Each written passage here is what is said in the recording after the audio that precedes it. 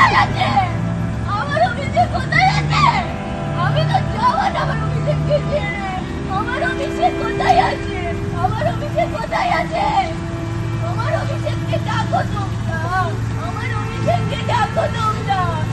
হসপিটালে যখন এসে পৌঁছয় বডি, তারপরে আমরা যখন গিয়ে দেখি যে বিভিন্ন ধরনের ধারালো অস্ত্র দিয়ে মানে মাল্টিপল উন্ড রয়েছে, স্ট্যাব উন্ড রয়েছে, ল্যাসারেটেড ইনজুরি রয়েছে, মাথাতেও অনেক ধরনের ল্যাসারেটেড ইনজুরি রয়েছে।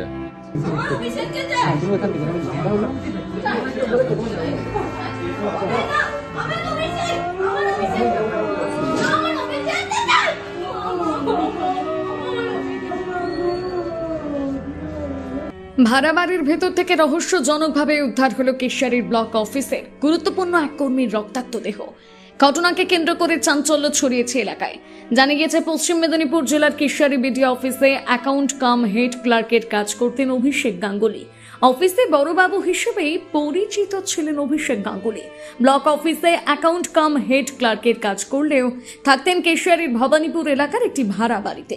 প্রতিদিনের মতন মঙ্গলবার অফিসের কাজে না আসায় খোঁজাখুঁজি করতে গিয়ে স্থানীয়রা দেখতে পান ভাড়া বাড়ির 4 নম্বর ঘরের মধ্যে রক্তাক্ত অবস্থায় বিছানায় লুটিয়ে পড়ে রয়েছেন অভিষেক গাঙ্গুলির দেহ।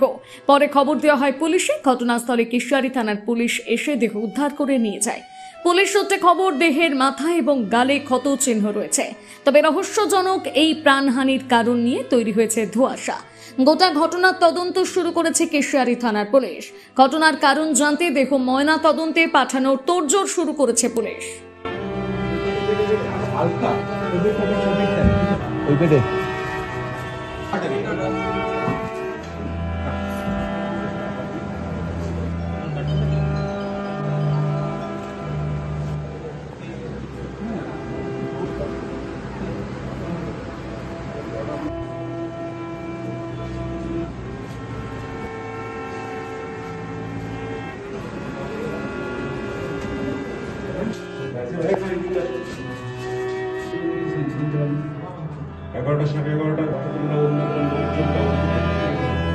ও প্রতিদিন কটায় আসতো বা কি জানো?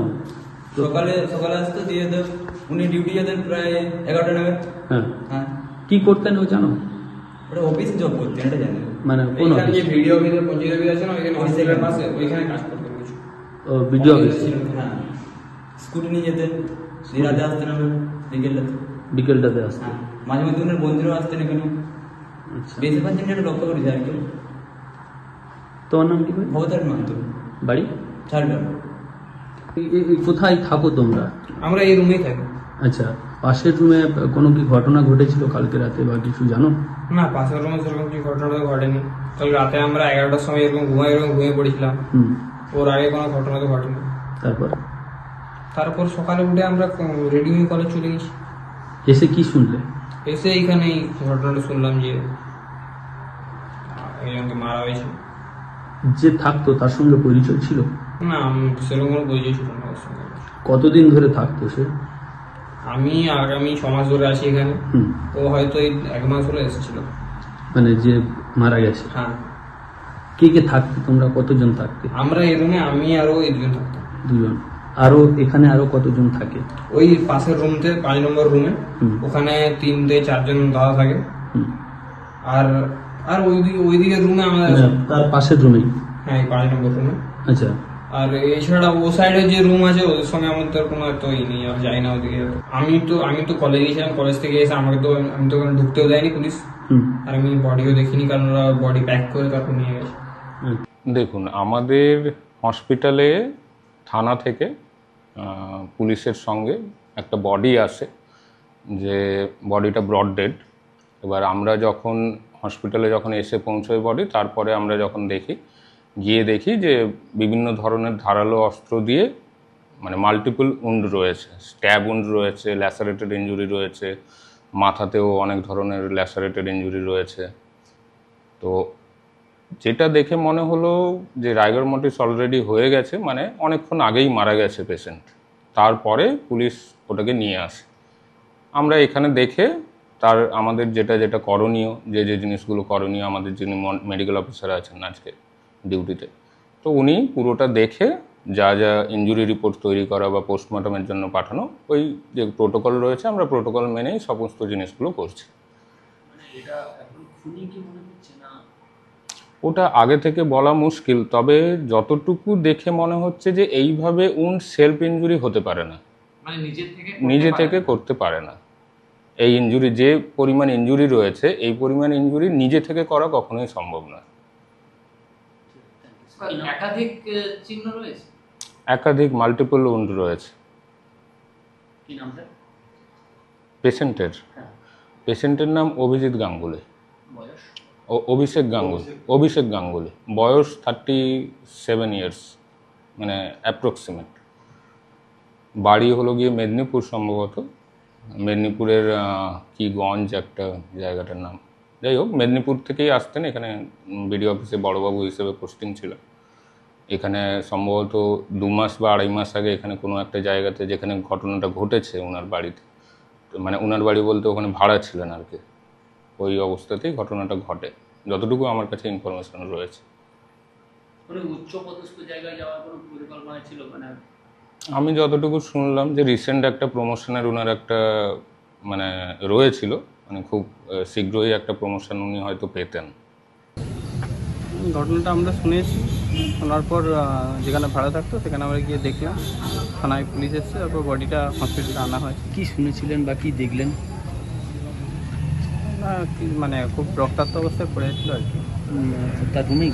হ্যাঁ, যেখানে থাকতো সেখানে। ভাড়া থাকতো? ভাড়া থাকতো। বাড়ি মেদিনীপুর, নজরগঞ্জ। মানে কীরকম কেউ এনকোয়ারি না পুলিশ? এটা পুলিশের ব্যাপার, পুলিশ বলবে না। আপনার কি মনে হয় প্রাথমিকভাবে কি মনে করছেন? প্রাথমিকভাবে মনে হয়েছে যে মার্ডার বা কিছু কেউ আঘাত করেছে। আজকে কি অফিসে অফিস আসেনি আজকে? ফলে আপনারা ফোন করেছিলেন?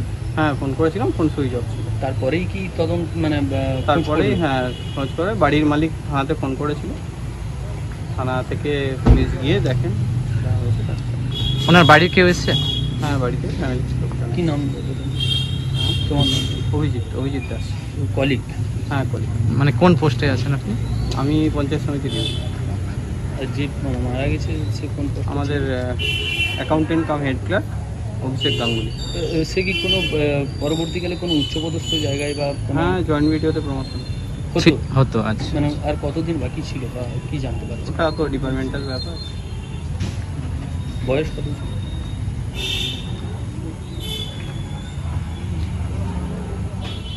38 এরকম। এসে বা কি ঘটনাটা কি শুনেছেন? আমি 3টার সময় খবর পেলাম, মানে বাড়িতে এসেছিলাম আমার মেয়ের বাড়িতে আর কি। শিল্পী চ্যাটার্জি গাঙ্গুলি নাম হচ্ছে আমার মেয়ের, অভিষেকের স্ত্রী। বাড়িতে হঠাৎ 3টের সময় খবর এলো, এই অফিস থেকে ফোন এলো যে খুবই আপনারা তাড়াতাড়ি চলে আসুন। কি হয়েছে তখন জানতে পারিনি। এরপর যখন এখানে এলাম, এসে এইসব দেখলাম। কি দেখলেন? মানে দেখলাম এরপর যে অফিসে সব শুনলাম যে এরকম মার্ডার হয়েছে। আর হাসপাতালে এসে যেটা দেখলাম, হাসপাতালে পুরো মুখটাকে ফেড়ে দিয়েছে, আর মাথাটাকে মানে বেশ এস টাইপের করে সুন্দরভাবে, মানে ছুরি দিয়ে, ধারালো ছুরি কিংবা কোনো ধারালে দিয়ে, গলায় সোনার চেন ছিল, চেনটাও নেই, হাতের আংটি দুটি আছে, আংটিগুলো হাতটা ফুলে আছে বলে এখন বার করতে হবে, এটা থানার আন্ডারে সেসব ব্যবস্থা করবেন বলেছে। আর তারপরে কি শত্রুতা ছিল, কি ছিল না ছিল, এই সম্বন্ধে তো আমরা কিছু জানিনি। অফিসে তবে বলতো যে মাঝে মাঝে মানে কারোর সাথে অশান্তি হতো, মানে চিৎকার চেঁচামেচি হতো, মানে বাইরের কোনের সঙ্গে। তো সেই নিয়ে মোটামুটি অফিসের কারোর সঙ্গে না, অফিসের সঙ্গে সেরকম কিছু বলতো না।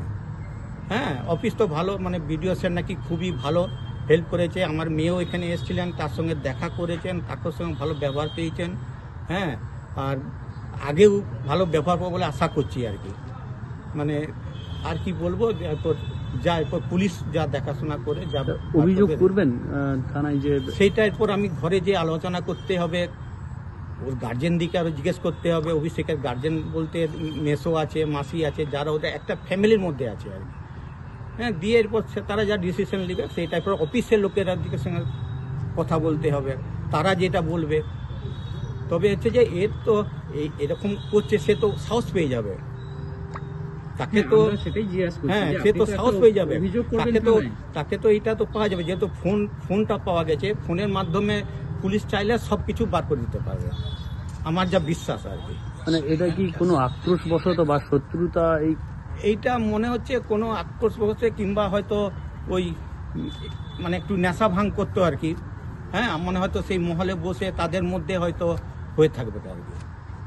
মানে যে করেছে সে সব, আমার যা আইডিয়া, আমার যা অভিজ্ঞতা হচ্ছে, মনে হচ্ছে সে সব জানতো। ঘরে ছিটকিনি থাকেনি, তারপরে রাত্রেবেলায় ঘুমোয়, হ্যাঁ রাত্রেবেলায় একটুখানি ও মানে নেশা করেছে নাকি, তারপরে যে করেছে সে হয়তো করিয়েছে নেশা, মানে এইভাবে আমার যাই মানে এটা আর কি। আপনারা কি দেখলেন? অভিষেক গাঙ্গুলি একটা প্রশাসনিক দপ্তরে রয়েছে, হ্যাঁ তো অ্যাডমিনিস্ট্রেশনে রয়েছে, এখানে মার্ডার হয়ে গেল, কি বলবেন প্রশাসনকে? বা প্রশাসনকে কি আর বলবো, কিন্তু তো এই আগে মেদিনীপুর থেকে আপ ডাউন করতো, তারপরে বললো কাজের চাপ প্রচন্ড বেড়েছে, আমাকে এখানে ঘরেতে রোজ আপ ডাউন করা যাচ্ছে নি আর কি। মানে রাত হয়ে যাচ্ছে, অনেকক্ষণ কাজও থাকে, দায়িত্ব থাকে, ছুটির দিনেও কাজ করতে হয় অফিসে, তো সেই হিসেবে এখানে ঘর ভাড়া নিয়ে একাই থাকতো। ওনার মিসেস মানে আমার মেয়ে, সে মাঝে মধ্যে সপ্তাহে আসতো, এসে ঘর দুয়ার গুছিয়ে দেওয়া, জামা কেচে দেওয়া, মানে যেটা ঘরেলু স্বামী স্ত্রীর কাজকর্ম সেগুলোও করতো আর কি। কি নাম আপনার? আমার নাম হচ্ছে রবীন চ্যাটার্জি। কি মনে করছেন যে কিভাবে মারা হয়েছে নাকি কি মনে করছি বলতে, এটা তো শত্রুতা ছাড়া তো কিছু।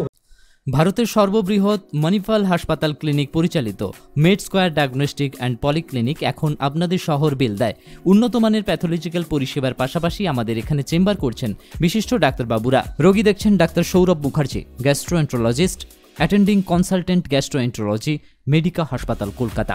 প্রতি বুধবার বিকেল 4:30টায় চেম্বার করবেন। এন্ডোস্কপি, সিগমোডোস্কপি, কোলোনোস্কপি, ফাইব্রোস্ক্যান নিজে করেন। এছাড়া আসছেন doctor Shubhra Shekhar Chakraborty, consultant cardiology, Medica Manipal হাসপাতাল কলকাতা। প্রতি দ্বিতীয় ও চতুর্থ শুক্রবার সকাল 9টা থেকে। 11 জুলাই থেকে চেম্বার শুরু হবে। ডাক্তারবাবু নিজে ইকোকার্ডিওগ্রাফি করেন। এছাড়া মেদিনীপুর হাসপাতালের প্রাক্তন চর্মরোগ ও যৌনরোগ বিশেষজ্ঞ ডাক্তার মৃণাল কান্তি বর্মন আসছেন প্রতি সোমবার সকাল 9:30 থেকে। এছাড়া আসছেন ডাক্তার নিবেদিতা মান্না, নবজাতক ও শিশু রোগ বিশেষজ্ঞ, প্রতি বুধবার বিকেল 4টায়। এছাড়া আমাদের এখানে চেম্বার করছেন ডাক্তার চিন্ময় মহাপাত্র, সিনিয়র চিকিৎসক, স্ত্রী ও প্রসূতি রোগ বিশেষজ্ঞ, মেদিনীপুর মেডিকেল কলেজ হাসপাতাল, প্রতি শুক্রবার সকাল 9টায়। নাম লেখানোর জন্য যোগাযোগ করুন এই নাম্বারগুলিতে।